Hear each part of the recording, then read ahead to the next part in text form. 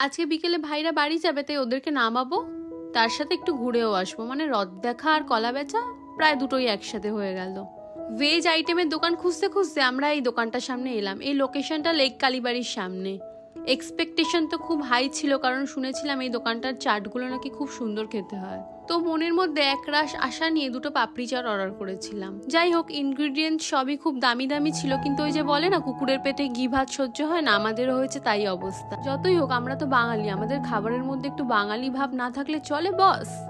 বাড়ির সামনে যে পাপড়ি চাটগুলো আসে সেগুলো খেতে তো দারুণ লাগে। তারপর এক্সপেকটেশন লো করে চললাম এই পাশের দোকানটায়। এটা কি, এর নামটা কিন্তু তোমরা অবশ্যই কমেন্টে জানিও। আর এটার টেস্টটা হচ্ছে নেতানো ধোসা টাইপ অফ বলতেই পারো।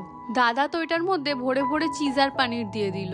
তারপর ওই ধনেপাতা পুদিনা পাতার একটা চাটনি আর একটা রেড কালারের মানে স্পাইসি চাটনি দিয়ে এটা সার্ভ করলো। এটার টেস্টটা খুব ভালো ছিল। তারপর আমরা 20 টাকার থামস আপ 70 টাকা দিয়ে কিনে বিচ্ছিরি একদম জঘন্য খেতে, সেটা খেতে খেতে দুজন মিলে বাড়ির দিকে রওনা দিলাম।